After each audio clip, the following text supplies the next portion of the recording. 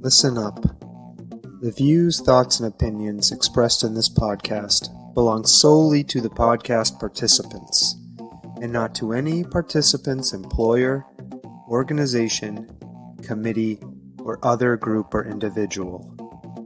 This podcast is for entertainment purposes only. You know, for fun. So lighten up and enjoy.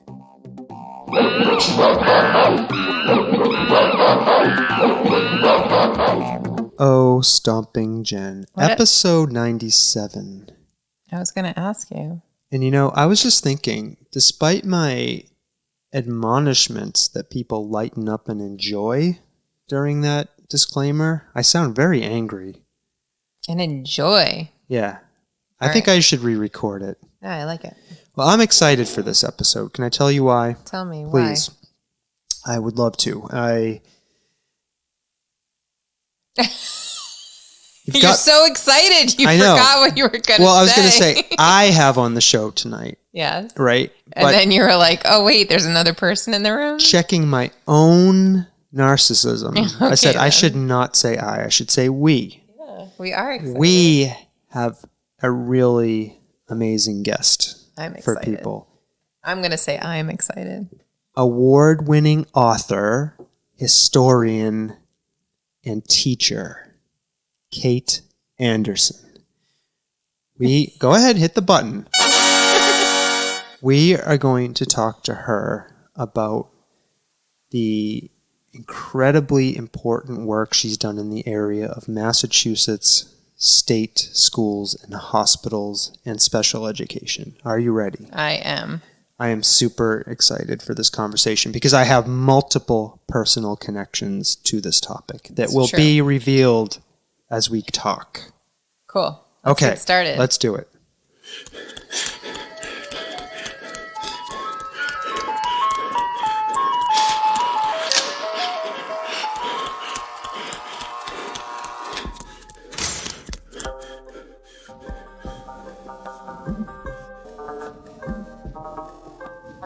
The Soft Serve Podcast. Creamy, delicious ideas without the creepy truck. All right, Stomping Jen. Yes. I'm Sawtooth Frank. I'm Stomping Jen. This is the Soft Serve Podcast. Welcome. And as I mentioned in the intro, we have an incredible guest this evening. Mm-hmm. Kate Anderson. That's right. Award-winning author. Historian. Say hi, Kate. Hi. Thank you so much for joining us. Thank you for having me. Now, I know I sold you to our audience pretty hard, but we love to give our guests an opportunity to kind of say whatever they'd like about themselves by way of an introduction. So we're going to just give you the floor right now just to say hi and to tell our listeners whatever you'd like to about yourself. Yeah, I don't know how much more I can add to that. That was a pretty good introduction. I mean, I think I can add probably Crazy Cat Lady in there somewhere. But yeah, I am a 20-year veteran special education teacher, and I work in Springfield, and I love it. I started out in residential treatment facilities, then moved on to juvenile corrections, and now I'm kind of taking a break, and I'm in an inner city public school, which I love.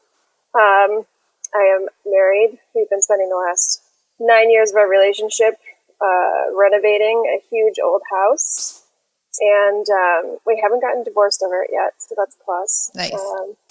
And then I write in my spare time, and that's about it. Okay, thank you. That's a lot. Yeah. It's a lot to get into. I love how you said spare time. I write in my spare time. Yeah. My spare time. As a fellow crazy cat lady, how many cats do you have? We actually are down to one, which feels very strange right now, but he's happy being an only cat right now. Well, once you finish renovating that huge house, you'll have plenty of room to fill it with cats. Don't let my husband hear you say that. What is the status quo of cats in your household normally? What is to you is like the right amount? Well, we had 2 cats, 2 dogs as of a few months ago, and that was a little much because 3 of them were special needs and one's just a jerk. So, yeah, it was a little over the top. Yeah. Yeah. Yeah. Our baseline for cats is 3. 3. We were going to have 4. It's too many. But 4 for some reason feels like too many. But we also have a dog. Yeah. So.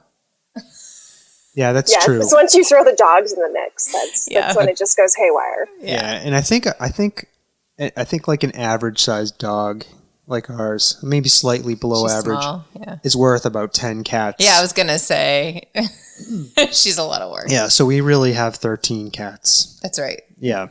All right, well, Kate Anderson, thank you again for joining us. And as I said in the beginning, you are an award-winning author and a historian, and I kind of want to start talking with you about some of the work you've done in history, specifically around in Massachusetts. There have been, since the early 19th century, I believe, so that's the early 1800s,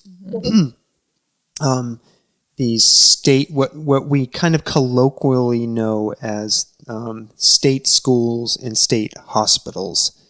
So before we get into talking about the specifics around what these institutions are, I wanted to ask you how you got interested in this topic to begin with as a historian.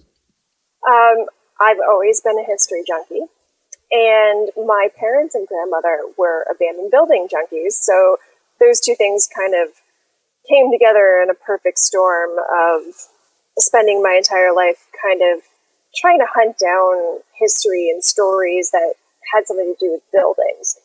It wasn't until I started teaching at residential treatment facilities that I kind of started to learn about this history that went with treating kids with mental illness and kids with disabilities. And a couple of the people that I worked with at the time had worked at Northampton State Hospital, and a couple of people had worked at Belchertown. So Northampton was the first abandoned asylum I ever saw. And I went up with a friend of mine just to see it, just to check it out. And there happened to be a couple of 16-year-old kids that came up to us and said, "Are you guys going to go in?" And of course, we're trying to be adults, and we're like, "No, we're not going to go in. It's not safe." And they're like, "Oh, that's too bad because we know where the tunnels are." And I don't remember even looking over my shoulder to make sure my friend was with me. I just was like, "All right, let's go." And so I got a chance to go in the tunnels, come up into the main hospital, got a chance to see what an asylum looked like from the inside before I knew much about it. And then I was just obsessed. I had to learn everything that I could about the history. I started reading whatever books I could get my hands on, started going through all of the urban exploration websites, and then I discovered Belchertown State School and spent nearly every weekend there for probably a good 9 years.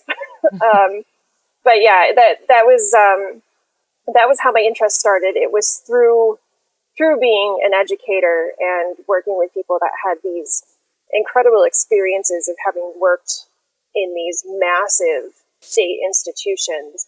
And they had great viewpoints of what it was like to work there, but then what it was like to have to change their entire career to work in these community settings or smaller residential settings. And it was just so fascinating to me. Yeah, and I find it, interesting isn't quite the right word I want to use, but like heartwarming that your grandmother kind of sparked this love of abandoned places in you. What kind of places did she take you to? My grandmother had a thing for abandoned farmhouses, but her favorite spot in the world was an abandoned ski resort in Vermont. And we used to spend every Sunday, my parents, we would go, we'd pick up my grandmother, and we would go on these rides, and the only purpose of the ride was to see how lost we could get, and to see if we could find something weird, creepy, abandoned at the end of some country road somewhere. And I remember being probably about 7 years old, and we found this farmhouse in Vermont. My grandmother wanted in so badly that she showed me how to jimmy open a door with a metal coat hanger. So that Oh my God. Yep. And my mother's standing there going, I can't believe you just showed her how to do that. Was your grandmother Indiana Jones by any chance? Close. Let me tell you, she was close. Yeah. She was something else. That is Yeah. awesome. So when these kids told you about the tunnels at the Northampton, Massachusetts, not state school, hospital, right? Yeah. Yeah. And you went in there, what were those tunnels like? Were they? I'm just curious. Were they creepy? Were they? So for me, I feel like I was automatically ready for whatever I was going to see. So I didn't find it creepy. I was just, my head had exploded when they said the word tunnels, first of all. And I went into it thinking, all right, I just need to see everything I can possibly see. And we went down into the tunnels, and it was winter, so it was freezing because, I mean, they're stone. They're literally like brick and stone tunnels going from one. We went in through a nurse's dorm at the way back of the campus, and we took the tunnel all the way under the campus to come up under the main building. I mean, this was like miles of tunnels. I actually had a student when I was teaching college whose parents met and married at the state hospital, and her mother used to ride her bike from the nurse's dorm to the wards every morning for work. That's how huge these tunnels are. Wow.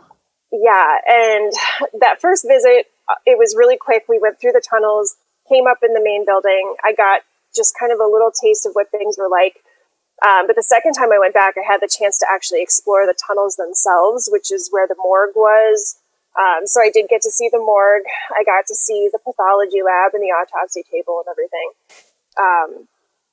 So I have to assume that for other people, it would have been exceptionally creepy, but I was just so blown away by it. Yeah. And it was just such a unique experience to see that. I have been in some tunnels that I would say are a little bit creepy, mostly because they're dark and disgusting. Belchertown would be one of those places, but you know. Yep, where we record this podcast, That's right. Stomping Jen, Belchertown, Massachusetts. Yeah. Now, when I was asking you, I got confused between the terms school and hospital, and I heard you mention asylum before. Could you just tell us a little bit about what those different terms mean? Are they interchangeable? I mean, I found myself very confused when I was reading about these different institutions. And it is confusing. There's been a number of name changes throughout, the century or so that these institutions have existed. And they started out as asylums for the insane. Then they became state hospitals. So asylum and state hospital are interchangeable. And in some places like New York, they just call them psychiatric facilities or psychiatric centers, but it all means the same thing. State school is completely different. So state hospitals and asylums for the insane treated the mentally ill. State schools are specifically developed for people with disabilities. We're talking like Down syndrome, epilepsy, cerebral palsy, and anybody who is considered to have a less than normal IQ. Okay. And that brings us, I think, to the first state school I want to talk about, which is the Belchertown State School in our hometown, Stomping Jen.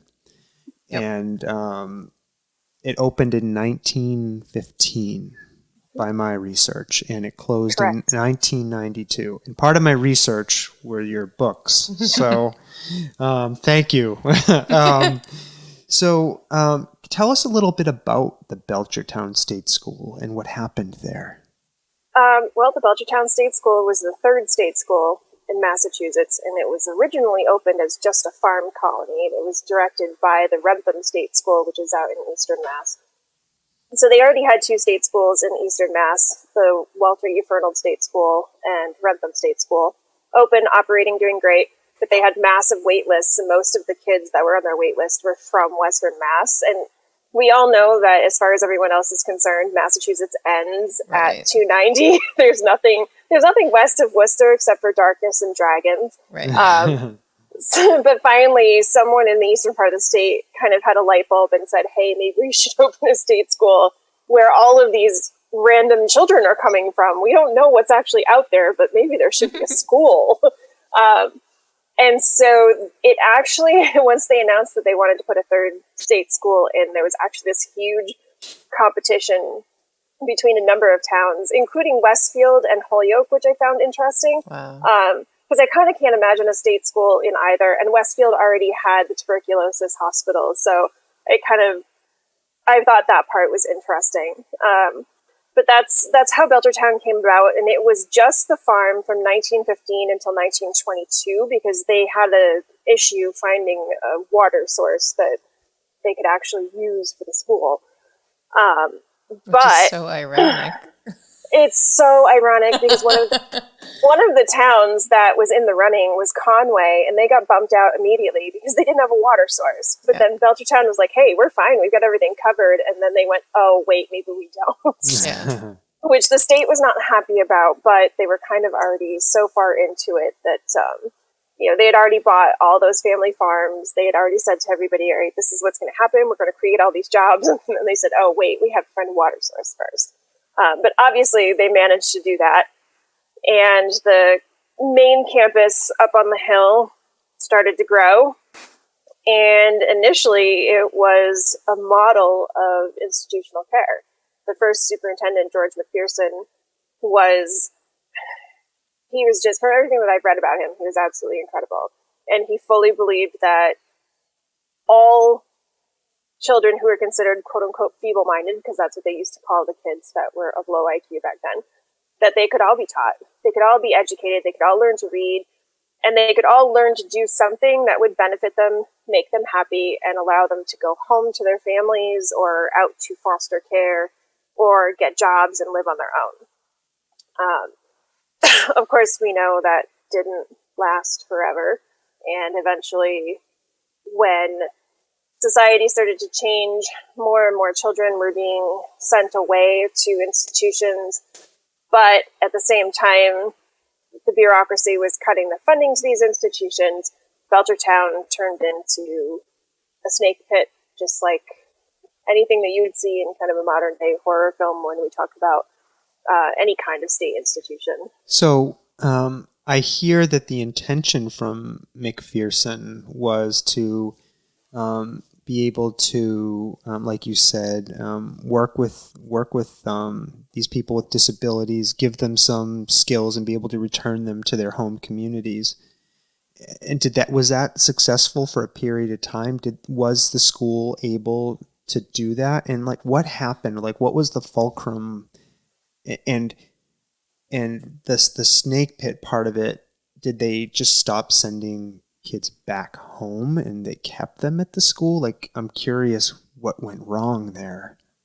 So when McPherson was superintendent, he was superintendent until the early 40s, and he managed to turn that school essentially into a revolving door. The kids would come, they would get what they needed, they would go back home, and everything was fine. It's hard to kind of pinpoint what the major explosive piece was because it seems to have happened. It happened gradually, but it hit the public all at once. As soon as McPherson was no longer able to fulfill the role of superintendent, he was actually very, very ill. He was replaced by a man named Henry Tadgell, who was previously the superintendent at Wrentham. So I would have thought that he would have kind of had a handle on what the purpose of a state school was, but in reading all of his reports, it seems like he couldn't fill McPherson's shoes. He couldn't get close to the town. He couldn't get close to the families. He just couldn't get in there and do what he needed to do. And then all of a sudden, we just kind of snowballed really quickly towards the 50s, then the 60s. And then all of a sudden we had this string of completely inept people in office. And no, they didn't discharge kids anymore. They stopped discharging kids. They stopped letting parents come and visit. They stopped basically just stopped taking care of any of the patients the way that they were supposed to, and it became a warehouse. Yeah. What were they doing with the kids there that they weren't returning back to their home communities? Were they using them for, to work on farms? Like, were they doing terrible things with them? Well, Belchertown, most of the clients that were able to did work on the farm. Yeah. The farm subsisted the entire campus. So the farm fed everyone on campus, including staff, but they also sold a lot of their products to the town. So the farm was very important, and keeping that farm running was very important. And the farm stayed running until the 1970s. At the same time, up on the regular campus, it kind of became about crowd control, where most of the patients spent all of their time sitting, either sitting on the floor, sitting on a bench, laying in bed, not doing much of anything. Very often you had one staff member that was in charge of 15, 20, 30 kids all at once. And it wasn't just kids, there were adults too, because a lot of the population had aged. And it just became kind of a holding pen for people instead of any kind of caring institution. Yeah, so it sounds like they were just managing bodies. Yeah. Managing is a good word for it. Just Yeah. literally managing. It became about, on the staff side, control and managing, and on the patient side, just survival. Now, before we reach that point, I take it from some of my reading and research that the Belchertown State School did pioneer some important advances in special education and for people with disabilities. Can you talk a little bit about that progress? Yeah. McPherson actually used to lecture regularly. He went out to a lot of the public schools, including the school that I currently teach at, and he would give presentations to teachers on how to work with special needs students in their classrooms, because his goal was to have as many students stay out of the state school as possible. So he would actually lead training courses for teachers on how to work with students with disabilities, which was, when we think about the way we handle things in special education now, I think we tend to not realize that there were proponents of mainstreaming students even back in 1920. So that was incredibly interesting. And later, after things had fallen apart at the state school, before the state school closed, things kind of came back together, and the staff that was there started to work towards making a lot of changes for the clients. And Dr. Howard Shane was working there as a teacher, and he became one of the pioneers of alternative communication for his students. He actually started working with a group of his students there on campus, teaching them how to use alternative communication. And the adaptive design department actually made some of the first adjustable wheelchairs. At the time, those students and residents that had to use a wheelchair had to use regular wheelchairs that didn't always fit them. They didn't recline, they didn't move, they weren't adjustable in any way, so they were always uncomfortable. So a lot of the machinists on campus learned very quickly with the adaptive design department how to make adjustable wheelchairs work for those clients. So there was some pretty cool stuff that came out of the state school. Yeah, it's interesting. And as somebody who works, I too work in the education field, and I'm just thinking about how we still struggle with adaptive design and getting people to understand the importance of designing for maximum accessibility and usability. Still today, like, you have to evangelize for that in 2020 and make people pay attention to it. And that somebody was out there doing that in the early 1900s is pretty commendable and progressive, actually. Yep. And it's kind of sad that things went off the rails for McPherson the way they did. Go ahead, Stumpy Jen. It's just interesting. So many of the buildings are no longer, they've been demolished on the state school property, but... Can I just say that scoundrel Tagil has a building named after him? Yes, he does. Yeah. McPherson did too, but it's gone. It's gone. How many of the buildings were actually accessible? Because the some of the ones that I'm familiar with that are part of the campus, some of them are not accessible. Like what we think of as ADA compliant at this point. And I'm trying to think. The administration building technically is not fully accessible. What they liked to do was kind of like a temporary access point. If one of the older dorms, they just like the two dorms that are left next to the administration building, they have the huge stone staircases that go up almost 2 stories. So what they would do is they would just build plywood ramps that went down those staircases so that they could get wheelchairs up and down. Totally not safe, but it worked. It was temporary accessibility. The schoolhouse, the main auditorium building, they did eventually build a stone wheelchair ramp on the side, or cement rather. But yeah, accessibility was... it was tough in those buildings, and I'm trying to think. The 2 industrial buildings had ground level accessibility, but I don't think you could go anywhere else in the building. I don't think that there were elevators. Which is so interesting because if it was built for disabled people, they didn't construct the buildings and with that in mind, it seems at all. That's crazy.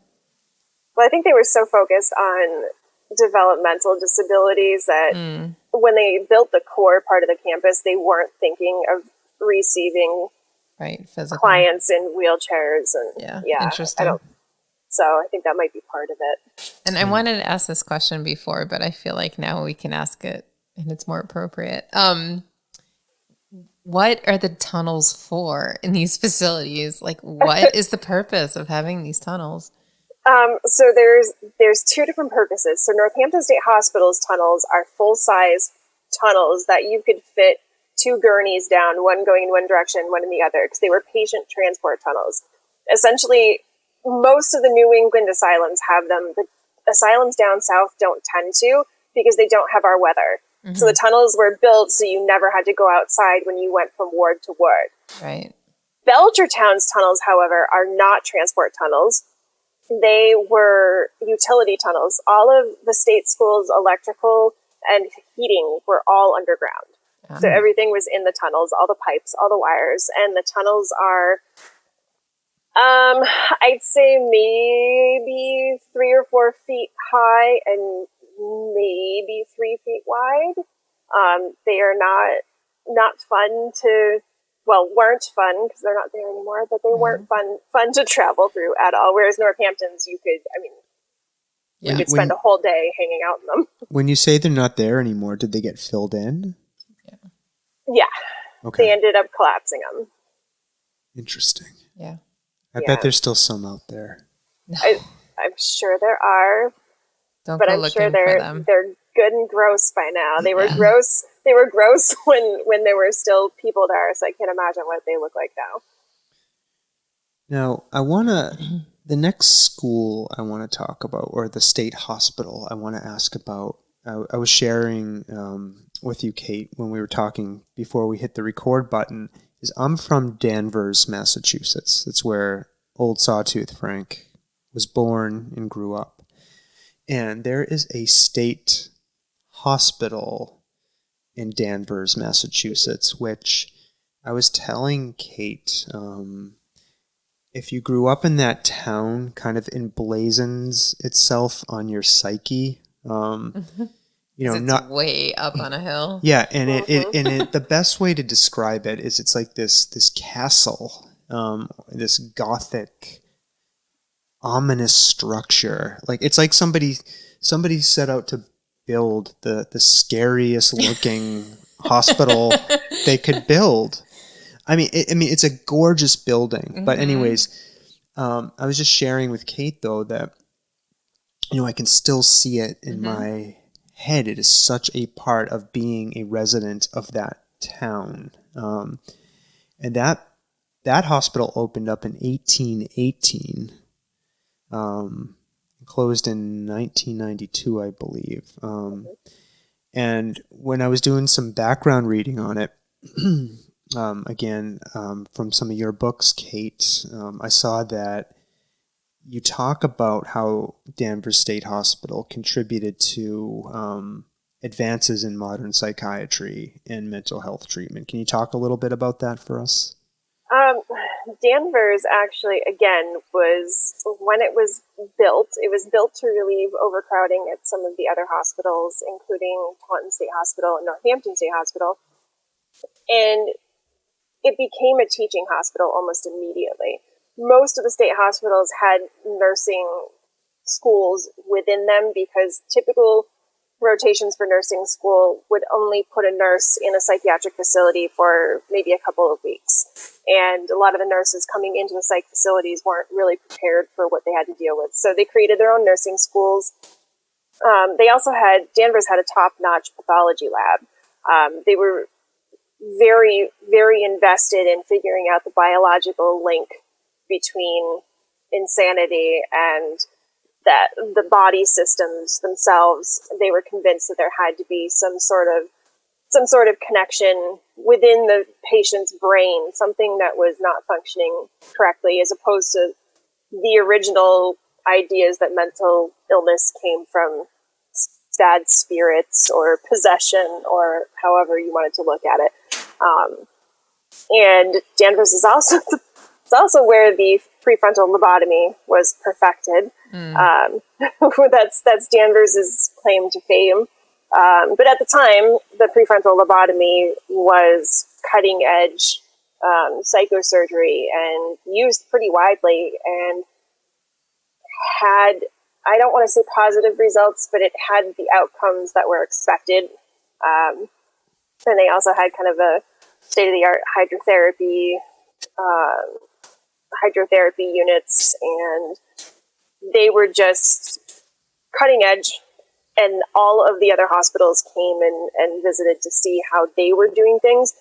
And for the first, I think it was the first 100 years that they were open, none of their wards were locked. All of the patients were able to go where they pleased, and there were constant visitors. It was kind of a very popular thing to do for folks to go and visit the gardens, but also visit the patients. They would bring gifts. They would bring magazines and books and things for the patients to do. And in that, they were very, very much ahead of their time. I remember as a child hearing about the gardens. This was in the probably very early 1980s, late 1970s. Mm-hmm. My mother was a nurse in the town of Danvers, and I do remember, I don't know if the gardens were open then, and my grandmother was also... I was going to say, did your grandmother? A nurse. Neither one of them worked there, though? They were not involved in mental health nursing, right. But they visited there occasionally. They did go there. I know that, and I know one of them would talk about the gardens there. I know that. It's interesting. Mm-hmm. I don't know how long those persisted, but the gardens. Yeah. And I know you mentioned too that the hospital contributed to some important reforms in mental health treatment. Danvers State Hospital. What kind of reforms did having what kind of reforms did that institution help put in place? Danvers became a big part of the entire deinstitutionalization movement. If you take a look at the timeline of a lot of the state hospitals in Massachusetts, most of them closed in 1991 or 1992, with the exception of Westboro State Hospital, and Grafton State Hospital actually closed in the 1970s. But by and large, they all closed in the 90s. And as deinstitutionalization rolled through, all of the hospitals had to figure out how best to move their patients out into the community. So Danvers was actually one of the first to do something that's called unitization. they created units based on geographic regions so that they could better prepare their patients to find community resources to rely on. So instead of just closing the doors, pushing everybody out and saying, here's some pamphlets on where to go, they figured out by region where these patients were going to find the best resources and the best support for living out in the community. So when Danvers started to phase down, they did it in a very intelligent way. So they had some more modern buildings on the campus. So they first moved the patients out of the old Kirkbride Asylum and into the more modern surgical buildings. And that's where they had a better opportunity to unitize them and prepare them for independent living and independent resources. I'm actually surprised to hear that, because one of the things I hear constantly from people who live in these towns and even growing up is that they, in effect just opened the gates to the hospitals and just let the people out and didn't do anything for them. Like, I've heard that from people. Well, there's a reason for that misconception, and it didn't necessarily happen on the hospital end, it happened on the community end. Deinstitutionalization was a great plan on paper and in theory, but not in practice. Once deinstitutionalization was signed into law and started being pushed by JFK and then in Massachusetts by Michael Dukakis, the rhetoric was great, but the money wasn't there to back it up.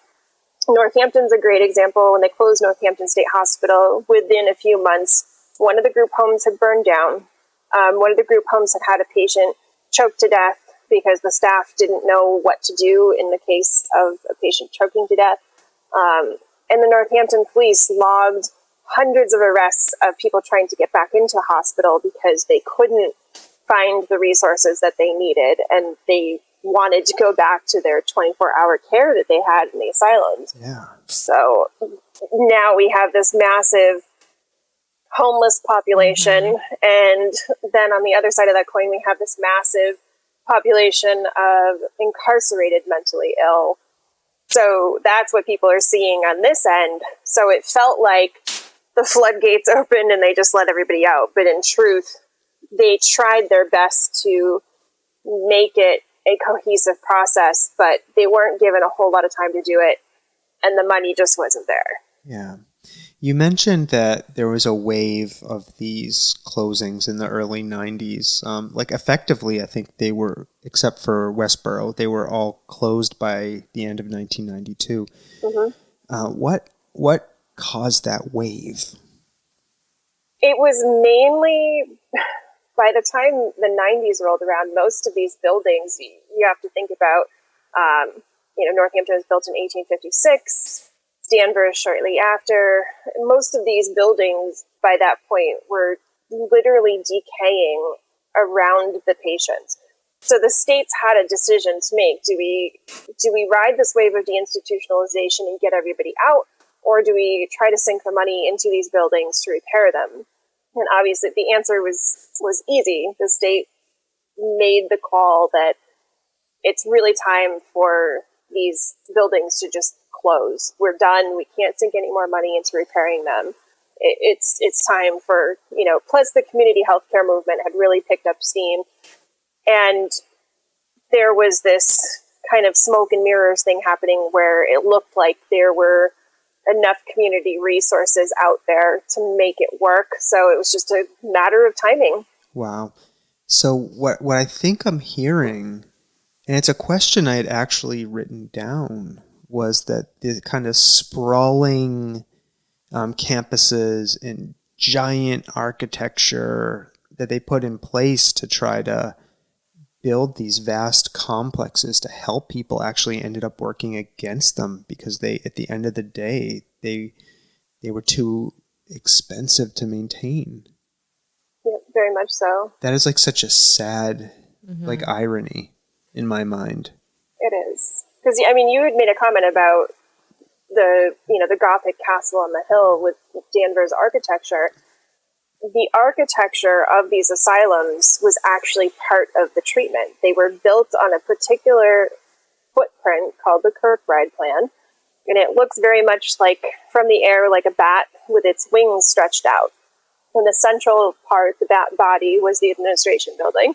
And then the wards flanked out from the center. And the further you got away from the center of the building, the more difficult the patient. What? So the patients close to the administration building were the patients who could hold jobs. Sometimes they came and went. They could go home on the weekend and then come back. They had visitors pretty frequently. They were able to help out in some of the administrative offices. But then you got out to the tip of the bat wing, and those are the patients that were most likely violent. They were psychotic. They were going to be there for a longer amount of time, or they were in a locked ward.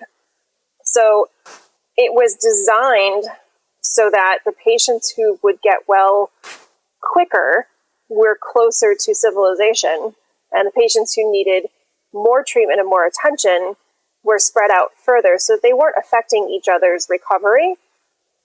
And every single patient in these hospitals had private rooms.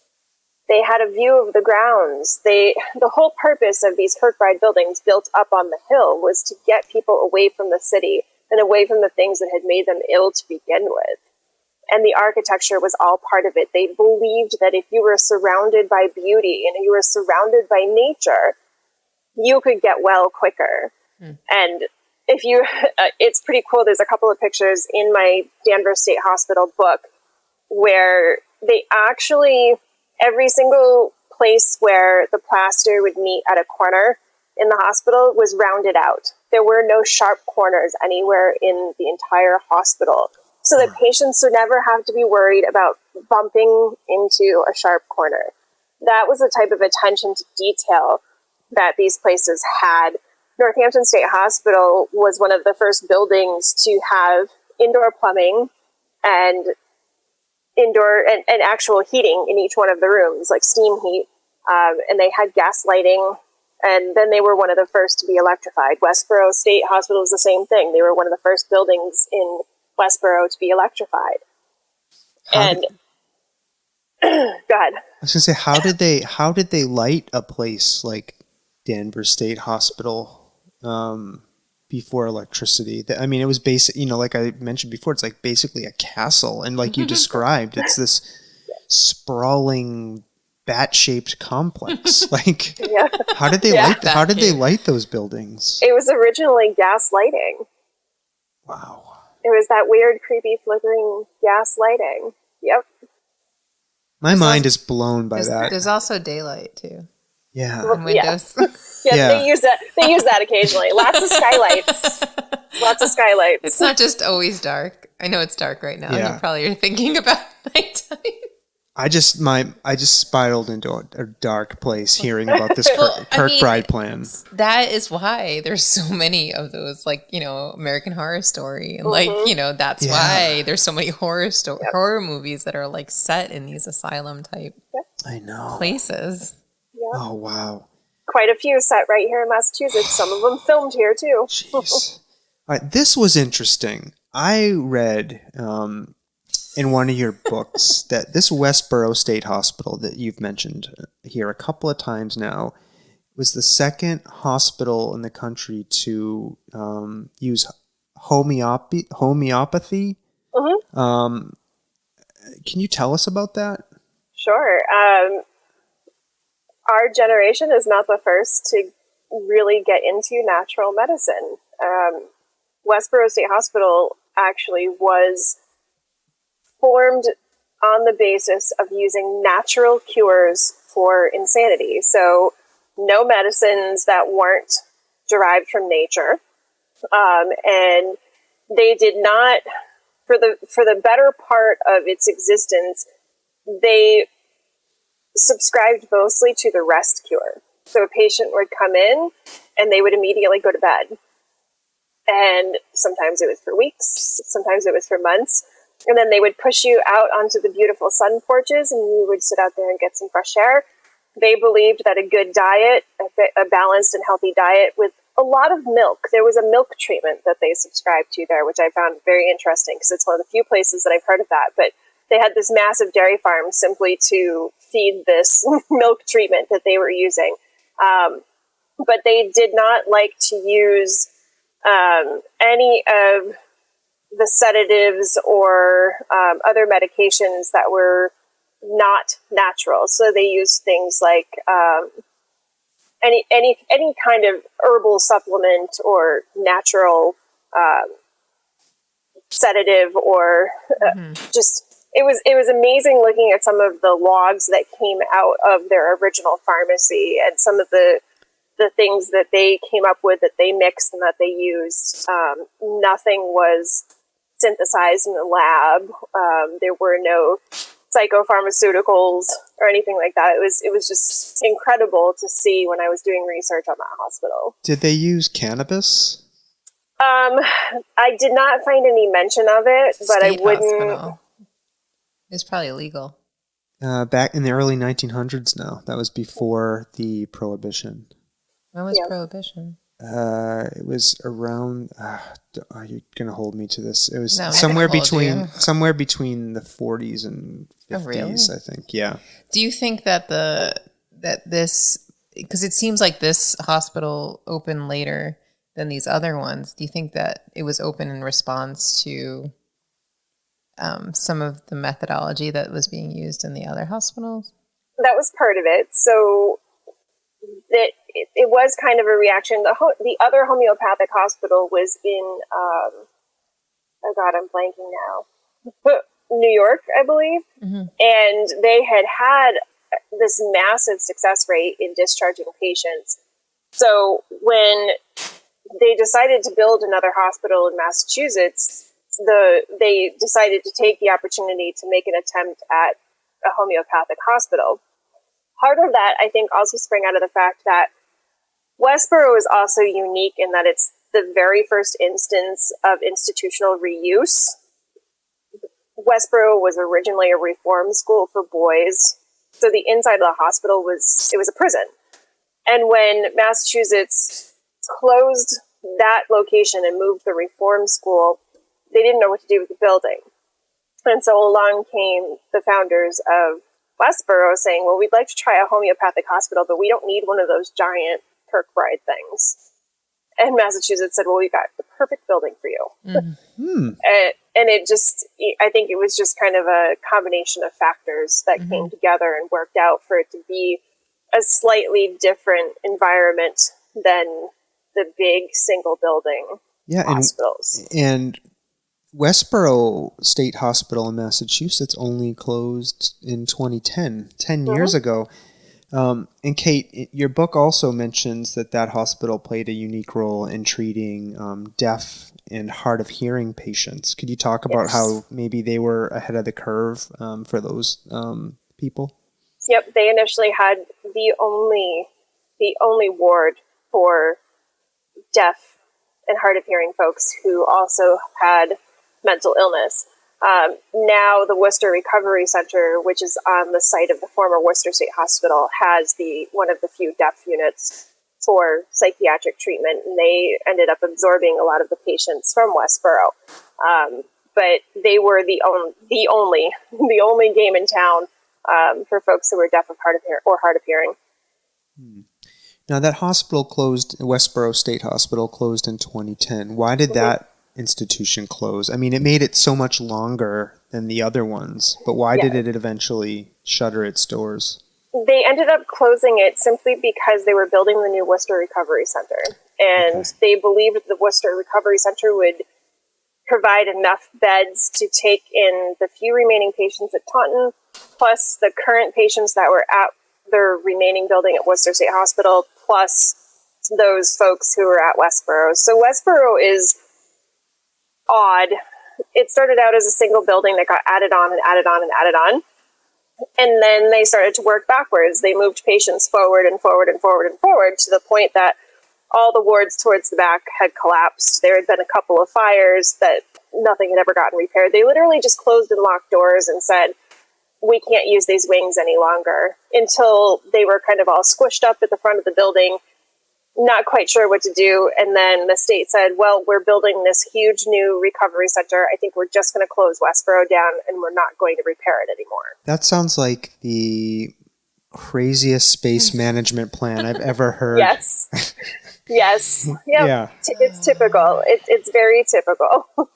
Wow. And I'm stunned at how do I want to frame this? Like deferred maintenance contributed to the downfall of these institutions. Not that they were all doing good things, because as we know, they were not all doing good things, but still that is the reason many of them folded is just that is mind blowing to me. Yeah. Well, fast, cheap economy. Yeah. So one thing I wanted to know was you work in special education, and you have for a while, kind of alongside your work as a historian, looking at these state institutions. How has your work, like your day-to-day work as an educator for people with disabilities, how has it influenced your kind of perception of the historical footprint of the state schools and hospitals? I think for me, a big part of it is now that I know what came before, when we get new teachers in the field, or I get the opportunity to talk to someone who is willing to listen to me blather on for a while, I like to make the connection between what we did then and why we do what we do now and why it matters. When you go through a graduate program preparing to go out into special ed, they very rarely address the history and how we got to the places where you don't put a kid in timeout for 8 hours with the door shut. And there's a reason for that. It's not just common sense. There's more to it. We don't use isolation as a punishment. We don't tell an autistic child not to clap their hands or echo speech. They're just learning how the history has influenced the law that we follow and why we write an individualized education plan the way we do. Why do we have all of these potential accommodations that we can give a student with special needs? And then on the other end of it, making general education teachers who don't have a special ed background understand when we make an accommodation or a modification for a student with disabilities, we're not making it easier for them. We're not helping them get a leg up or get an edge over the other students. We're literally giving them the tools to learn the same way that their peers are learning. And there's a reason for that.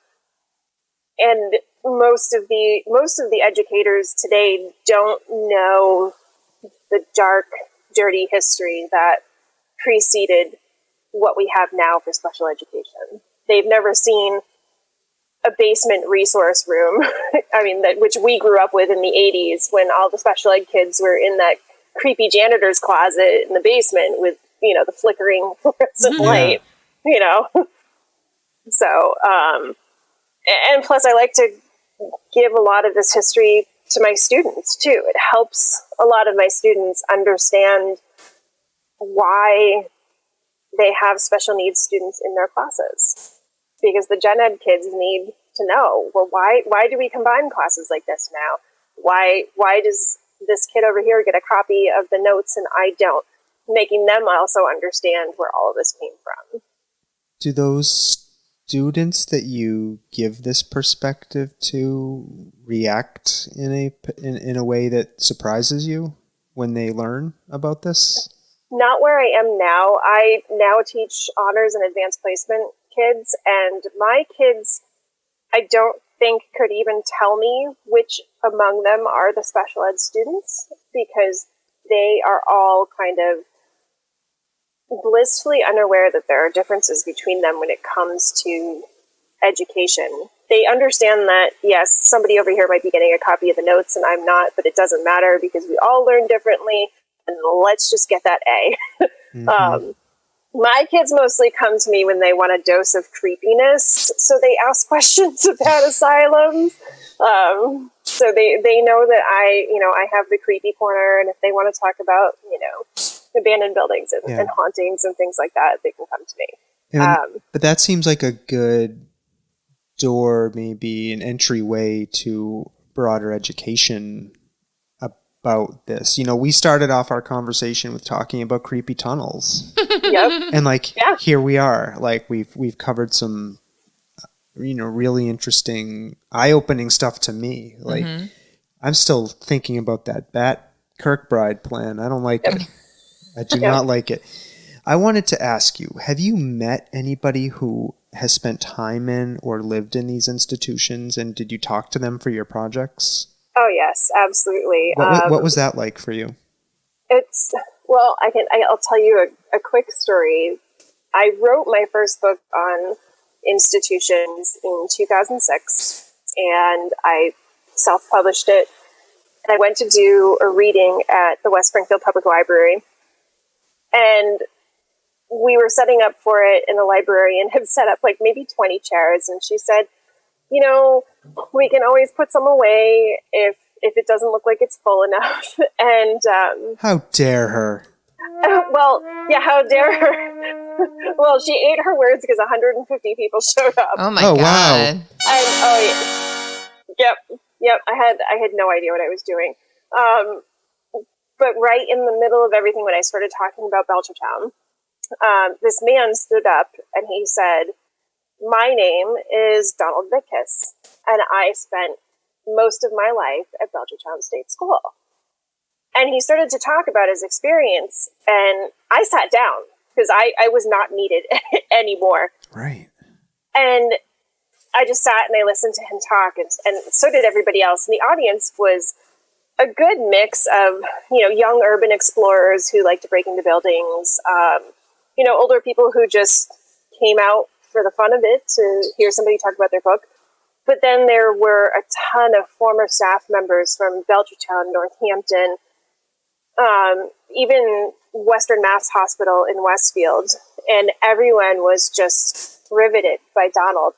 And it turned out he was there with Ed Orzechowski, who was helping Donald to write his memoir about his time at Belchertown State School. We have that. We have that memoir. What is the name of it? I took it out of the library. Oh, okay. And I read it. Yep. Our son read it too. And our son read it. Yeah. Yep. And it's a phenomenal book.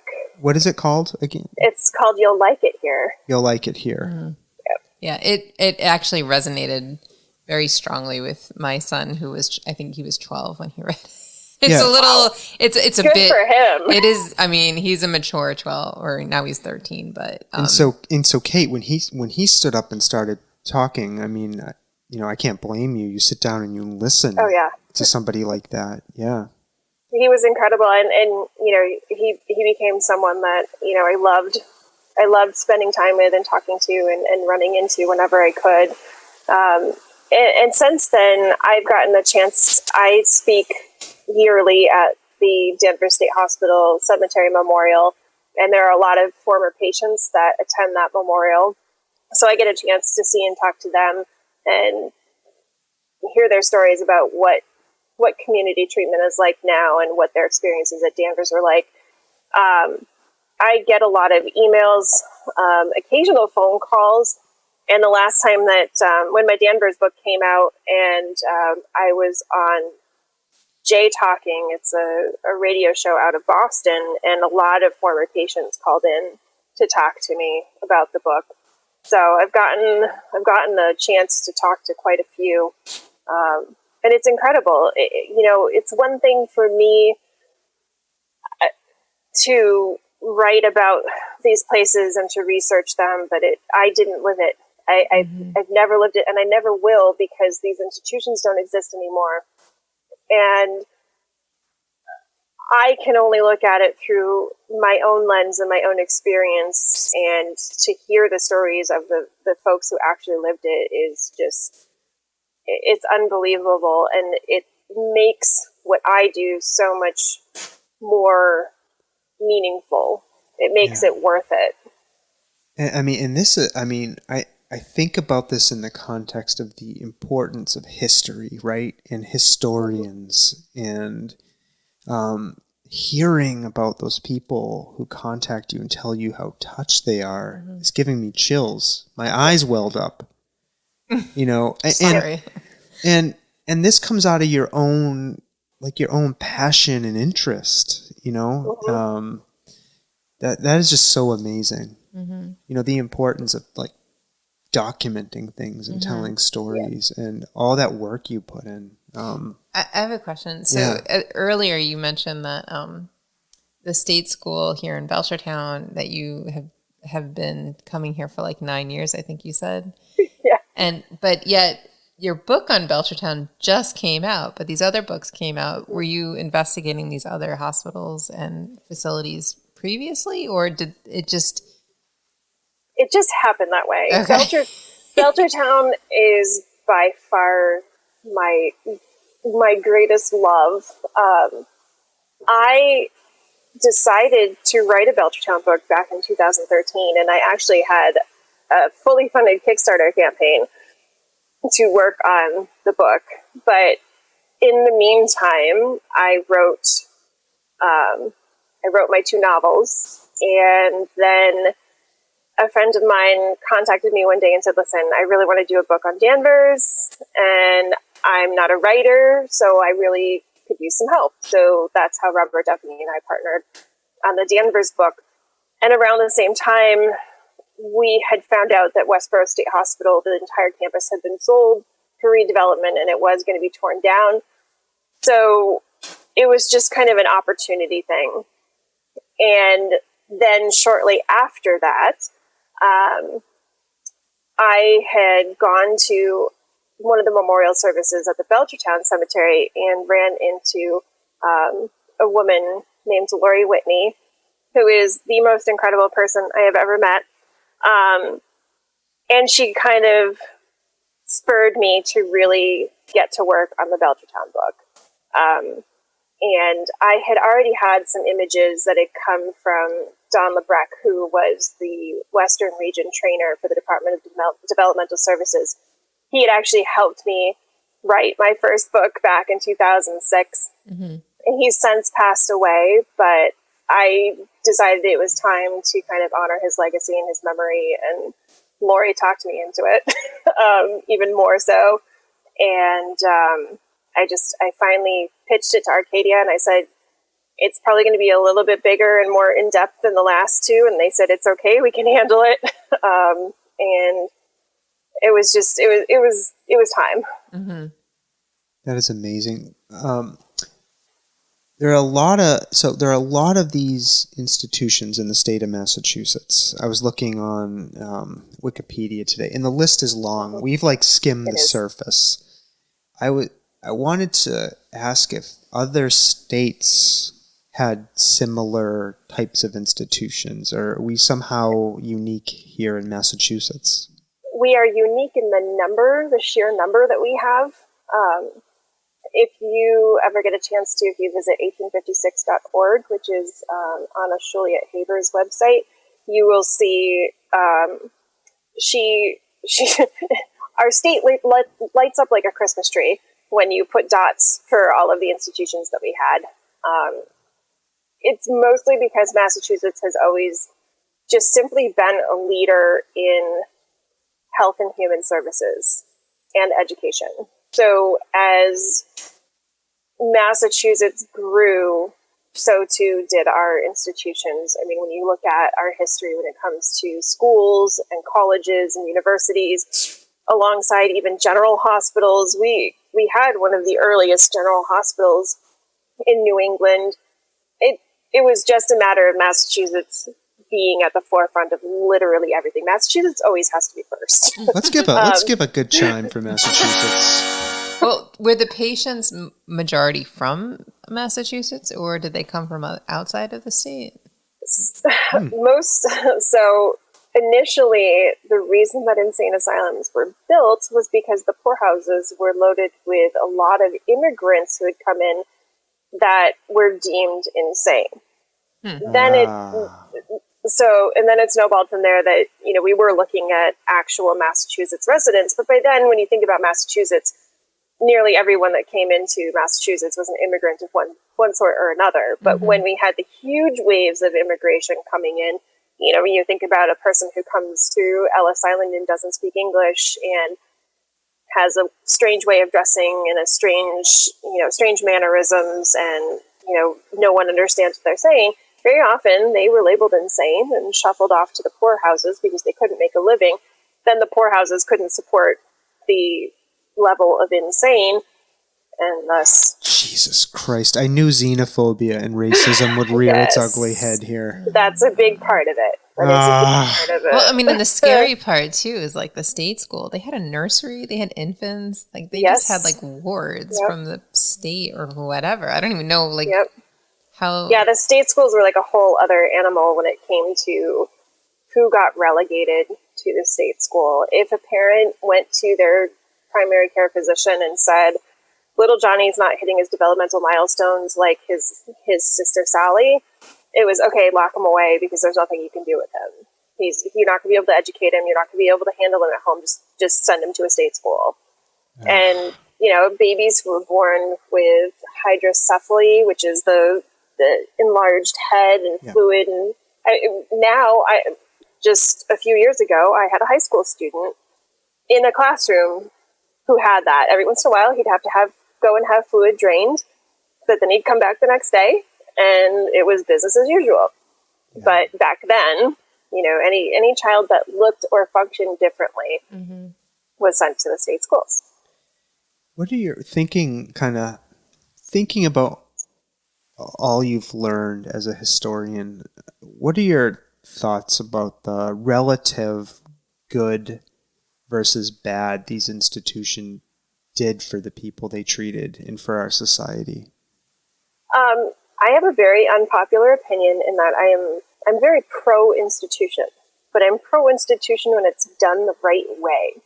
There are many people in this world that need 24-hour care and support. Those are the folks who are now in our prisons. And right now, the largest mental health provider in the United States is a prison. And we've had to overhaul our entire prison system just to support the mentally ill who are behind bars. And in many cases, it's because they live in a state that has a 3 strikes rule, and they've not been able to access treatment, stay on their medications, whatever it is, and they've landed themselves in jail. And if we had institutions that functioned correctly, that could actually meet the needs of this diverse population of mentally ill, we wouldn't have this issue. But as far as the developmentally disabled go, I think that we have done a good job of including folks in society as much as humanly possible.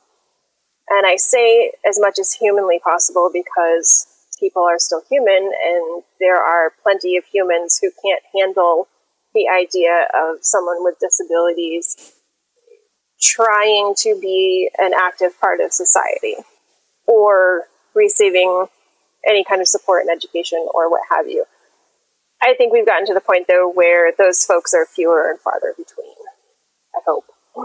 Yeah. It's so interesting because, you know, you think about, you know, the state's initiative to deinstitutionalize, but what I just heard you say is that they just shifted from a supportive, trying to address the challenges that people had for another institution, which is just, you know, keep them under control. And another sad irony of this is that the vast majority of mentally ill people are not violent, and a prison is the absolute last place they should be. Right. Yeah. And that just exacerbates their mental illness. Yeah. And you can't think of a worse place to put somebody who's struggling with mental illness than a prison. Exactly. What kind of stepping up a level, what has, and maybe you already answered this, but I'll ask it anyways, what has studying these institutions revealed to you about humanity and human beings? Oh, and so much. Sorry, that's a big question, I know. That is a huge question. I think the biggest takeaway from all of it, and the biggest takeaway that I hope people get from my books as well, is that human beings always begin with the best of intentions, and we always look for ways to care for the most vulnerable members of our society. But unfortunately, because we are human and because we operate in a world that is political and bureaucratic and largely fueled by profit, we have a hard time maintaining those good intentions. It's very difficult. I mean, we see it right now with the struggle that's happening with going back to school, is how do we expect top-notch care when we don't even have the money for pencils? And we are doomed to fail if that's the way we continue. But by and large, those who seek to start programs or create any kind of hospital system are always doing it with the best of intentions. There are very few people who get into this profession looking to just strike it rich and, warehouse a bunch of people that they just don't care about. Yeah.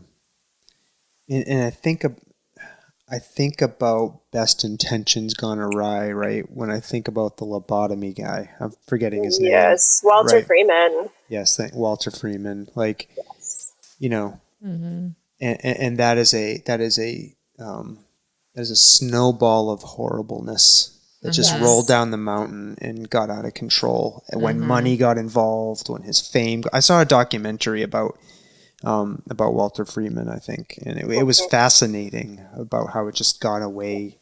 The procedure got away from him in the medical community. But do you ever dream about these institutions that you write about?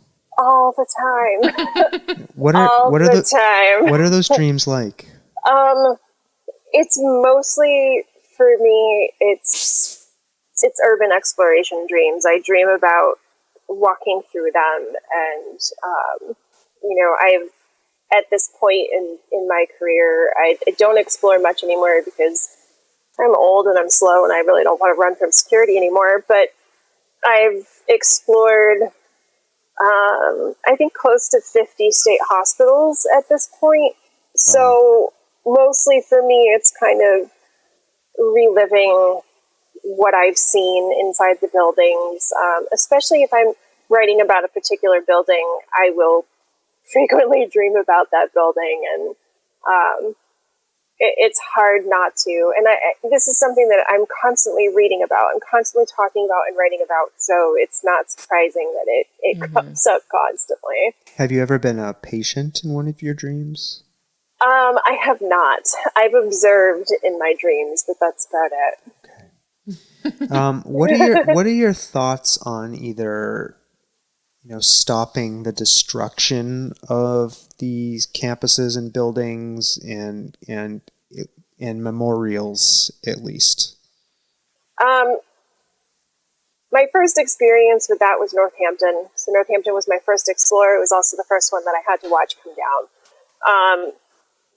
Northampton's tough because I wasn't around in the 90s when it closed. I wasn't around for the political movement that sprang up trying to save it. There's a wonderful book called Back Row, Back Ward by Mike Kirby, where he talks about how hard they fought to get the town to recognize that the buildings could be saved, that they ended up camping out in one of the buildings for, I think, a couple of weeks just to prove that the building was sound enough to keep. Obviously, it didn't do any good because, Northampton it's gone.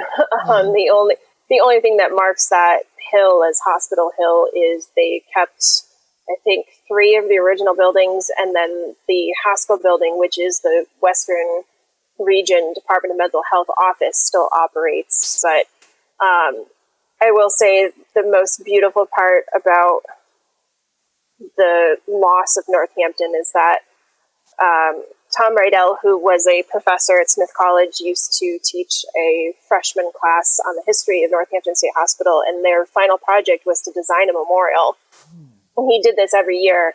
And finally, one of their designs was chosen. And now the fountain that used to sit outside of the state hospital, which actually figures heavily in one of my novels, because I loved that fountain, it actually has been reinstalled on the property, and they're creating a memorial park.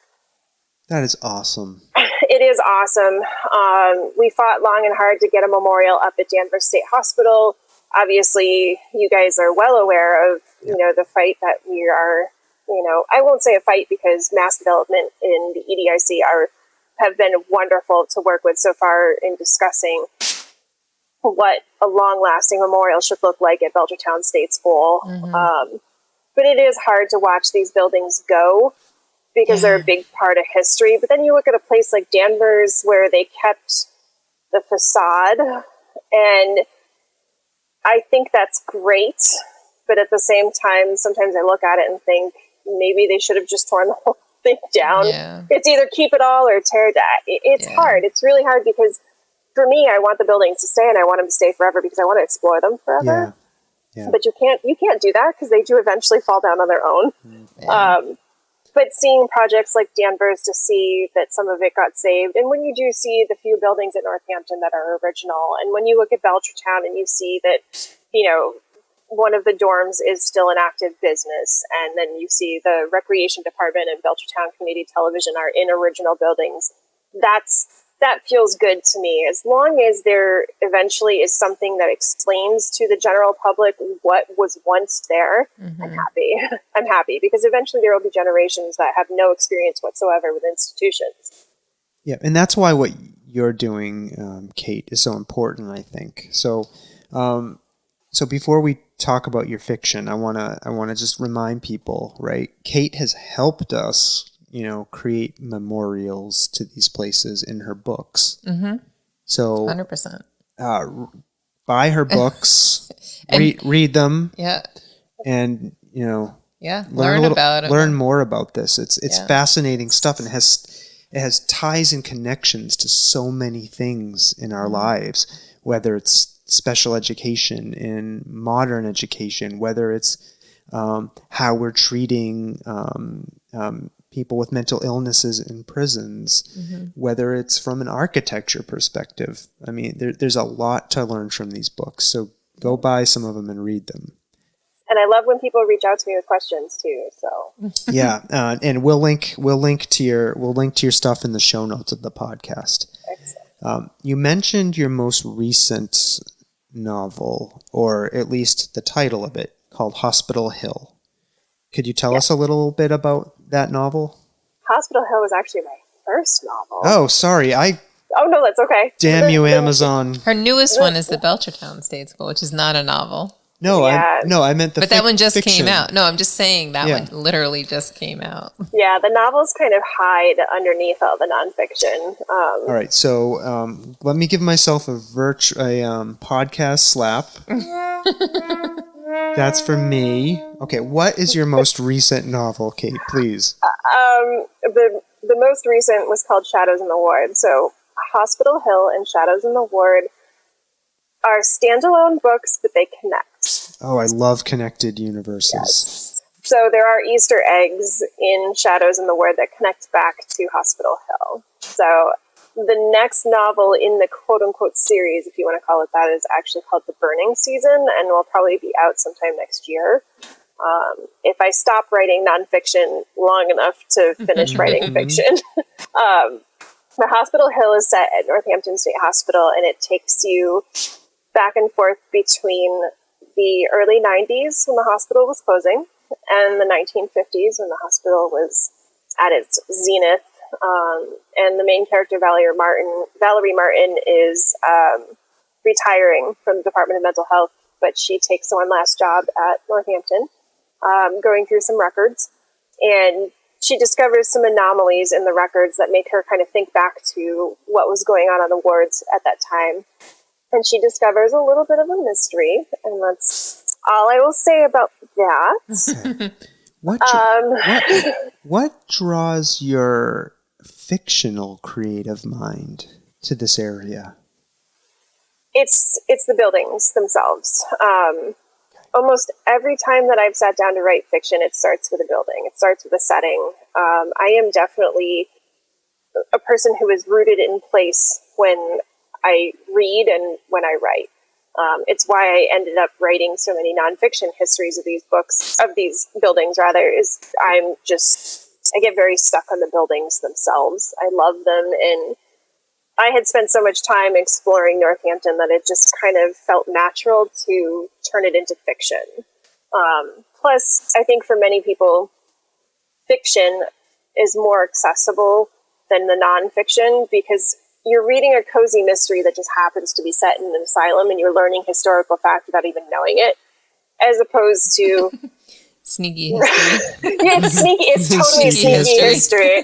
That's exactly what it is. Because when I do a book event for the nonfiction, I get the same type of crowd each time. I get the professionals who are interested in the history or who worked in those places. But then when I do book events for the novels, I get a different crowd. I get the crowd that probably would never ask me questions at a lecture, but they'll ask me questions at a book reading, because it's disguised in asking me questions about the novel itself, where they don't realize they're asking questions about mental health. And that's what I love. Sneaky history. That's a really good way to put it. Has writing about these places as a author of fiction revealed anything to you about this topic that you didn't uncover as a historian? I think it just gives me a better chance to go into the human side of things.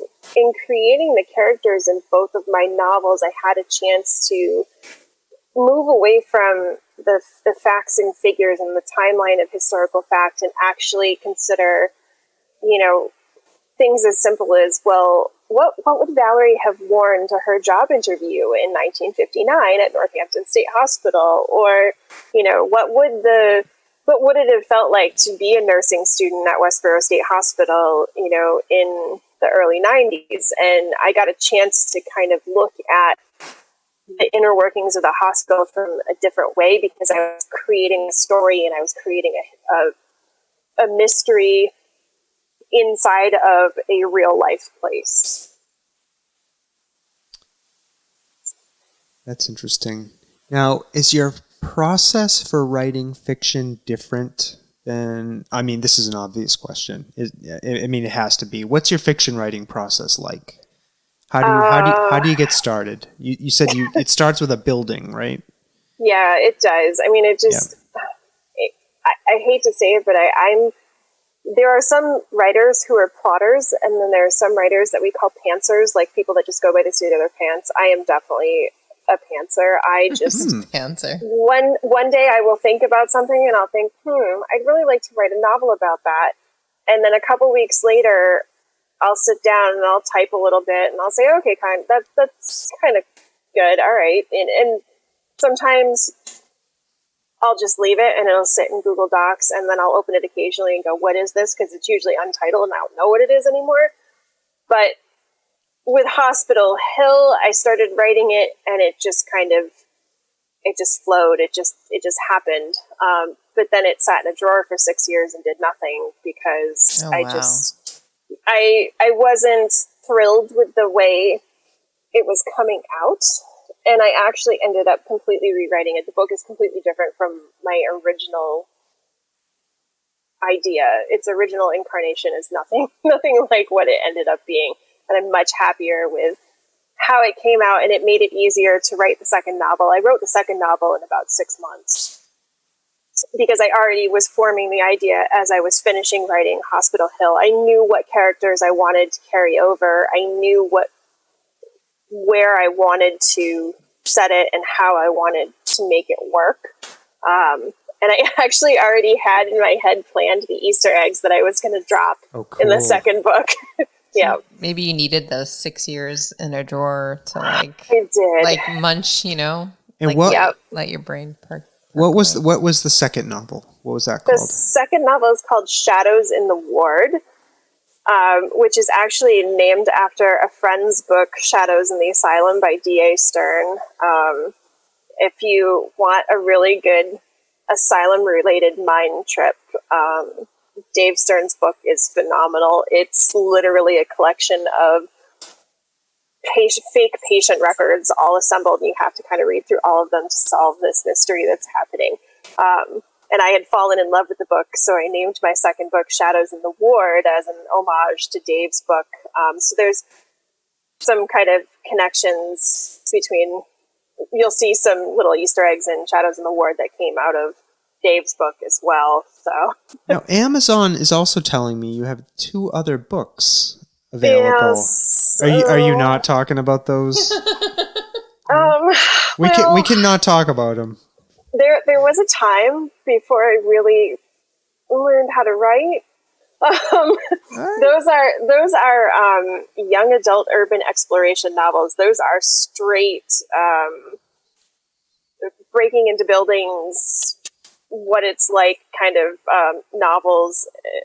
There's 2 of them. There's Prisoner in the Asylum, and there is Slave, and they're both based loosely on some interesting explorations from early on in my life. And so we'll encourage our readers to interpret those in a historical context. Yes. Please remember those books are part of your life. 20 years old. Yeah. And I am not surprised, honestly, to hear that your fiction writing, that you use this pantser methodology to describe it, because I would imagine as a person who writes historical nonfiction, I mean, that is plotting. Like you've got to, you've got to be structured. You've got to do a lot of research, and I imagine that's incredibly procedural and structured, and your brain is probably just letting its freak flag fly. Oh yes. When it comes to fiction, you're like, screw structure. I'm just going. Oh yes. Chaos, please. Lots of chaos. Do you have a preference for one form over the other, fiction versus nonfiction, or are they kind of like cats? You appreciate them each separately? Yeah, they're definitely like cats.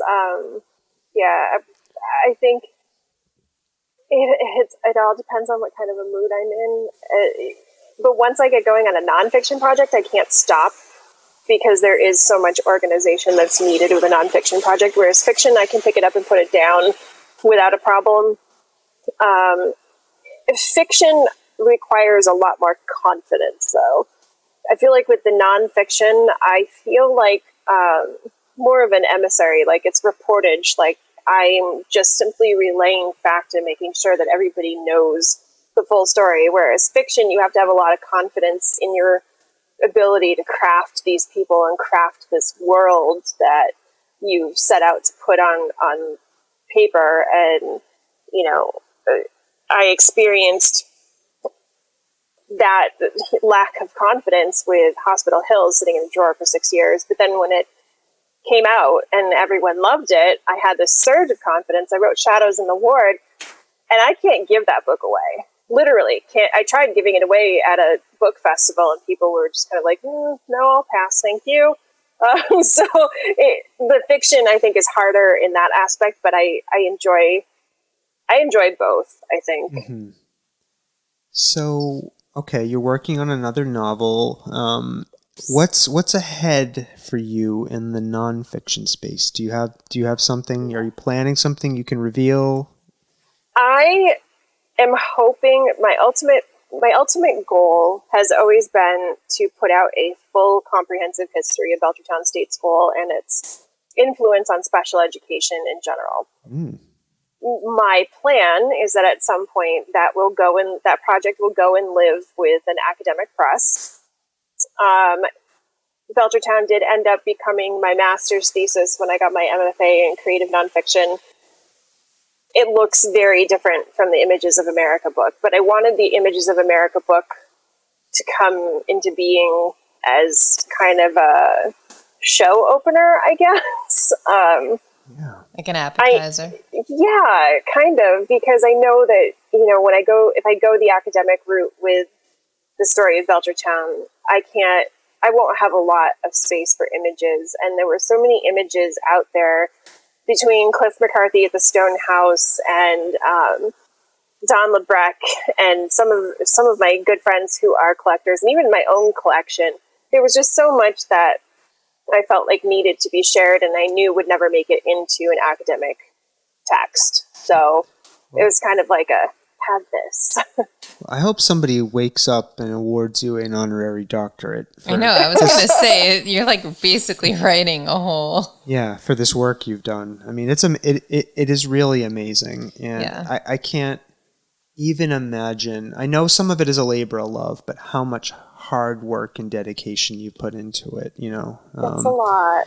And so, what do you like to do for fun? When God. not that writing isn't fun, but and it sounds like working on your house, maybe, or what other stuff? Working on the house. Working on the house is I don't know if I would call that fun. Okay. It has its moments. It definitely has its moments working on this house. But I read a lot, probably more than I should. I think I am better with books than I am with people, but you know, I'm working on that. You seem pretty good. You seem pretty good with people I don't know, from this conversation. So. Yeah. For fun, I love to escape to the woods. We have a trailer out in Otis, and we like to spend a lot of time up there over the summer. Lots of time out on the water. I also do you have a favorite water-faring vessel? we have a pontoon boat, also known as the minivan of the sea. So, but yeah, we have a party barge. I was not expecting pontoon boat. Yep. We used to have a speedboat, but then we became adults. Okay. we have a pontoon boat now. So someday we'll backtrack to probably an antique wooden boat will be our next one. A steam paddle boat. Yeah, no, well, actually, it's funny, right? That's the one place that my husband and I actually agree on style and era of style, is that he likes the mid-century, like the century Coronados and the crafts and the old wooden boats that are very, very 1940s, 1950s, which is my jam. I love 1940s, 1950s stuff. So. Cool. So I'm going to ask you this question. I ask everybody this question on the podcast, and you can interpret it however you want. Okay. I always end up leading our guests, though, in the direction I want, but I won't. I promise. Question. Yep. Thank you, Stomping Jen. What have you seen that you can't explain? Oh, God. Oh, so many things. I hang out in abandoned buildings. I know, right? She's the perfect guest for this question. Oh, God. All right. So I don't normally go into these buildings thinking about the paranormal or hauntings or anything like that. But I explored Norwich State Hospital in Connecticut, which actually was on an episode of Ghost Hunters. And I was photographing the violent ward, which was still largely intact at the time. And I was in one of the patient rooms, and there was a bed that still had the horsehair mattress on it, and then a bureau with a mirror. So I'm taking pictures, and I realized that somebody had drawn a swastika in the dust, and I was like, oh, haha, that's so clever. So I take my photographs in pieces. I do what's called bracketing and blending. So I take the darkest shot that I can get, and then I go a couple steps up until I get to the lightest shot I can get. Then I mush them all together in Photoshop. So I get home and I mush these all together, and I'm expecting the swastika on the mirror, and instead I see this big black thing in the mirror, and I'm like, what on earth is that? Oh, and it looked so bizarre. I don't know what it was, but I was like, oh, so did it have a face? Did it have a face of some kind? It didn't. It just was it looked like the Blob from the old horror movies. And to this day, I have no idea, because when you look at the frames individually, it's not there. Huh. And I'd like to try to explain it as saying it's, some sort of digital mishap that when you combine them all, it shows up. But I'm going with it's haunted. It's fine. It's like Slimer from Ghostbusters. Yeah. Yes, there you go. Okay. That type of I like that. I like that story. Yeah. I'm buying it. I think there was something there. You always think there was something there. Well, Kate Anderson. Do you have a website, Kate? Just my BSS Friends website right now, because that's kind of my huge focus. What is that? The Belchertown State School Friends Association. Okay. What is the web address on that one? It's bssfriends.org. Okay. I will make sure that gets in the show notes. Do you have a Facebook presence that you want people to know about or no? Just the Belchertown State School page right now. That's my focus that I'm driving home. Eventually my novels will have their own home. I do have an author page on Facebook, but I very rarely post on it because I cannot multitask when I have Belchertown to deal with. Well, it's so sorry. No, go ahead. I know you sound like you want to wrap up, but have you ever met anybody else as passionate about the history of the Belchertown State School besides, like Donald who lived there? And I get people here and there, like Robert Hornick, who wrote the introduction for my Images book. He wrote a book on the state school as well. And his book is phenomenal, The Girls and Boys of Belchertown State School. Mm-hmm. And I just recently got a chance to meet virtually meet Dr. Howard Shane, who has been one of my idols forever and a day. And he worked at Belchertown State School in the 60s. Mm-hmm. Steve Kaplan, who helped Ruth Sinkowitz Mercer write her book, I Raise My Eyes to Say Yes. I have gotten a chance to meet him and become good friends with him. Jeremy Whalen, who created this incredible documentary called Purgatory, has been a good friend of mine for forever, and his documentary is just absolutely incredible. And he's probably the person who's about as passionate about the state school as I am. Well, your passion definitely shows through. Definitely. And I'm rushing this along because my computer is telling me it's going to restart within 3 minutes, and I can do nothing about that. So we want technology is not our friend tonight. We want to thank you from the bottom of our hearts for coming on and talking to us. We went over an hour and a half. That's totally fine. And that felt like 10 minutes to me. Honestly, I learned. I could talk for days. So. Thank you for coming on. Hopefully, you'll come back in the future because I think there's a lot more we could talk about. Absolutely. And to all of our listeners, we just want to say, Stomping Jen? Bye now. We love you.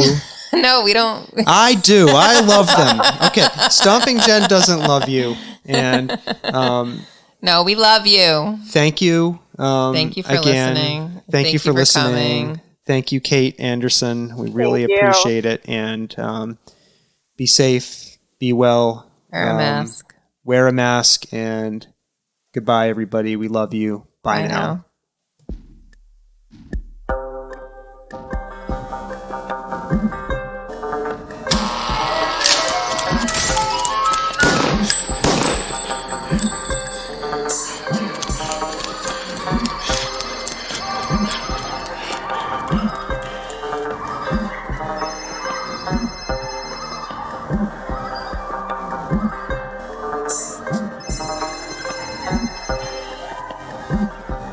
Good evening, my fellow Americans. America knows that this world of ours, ever growing smaller, must avoid becoming a community of dreadful fear and hate. Those who have freedom will understand also its heavy responsibility. That all who are insensitive to the needs of others will learn charity, and that the sources, scourges of poverty, disease, and ignorance will be made disappear from the earth. And that in the goodness of time, all peoples will come to live together in a peace guaranteed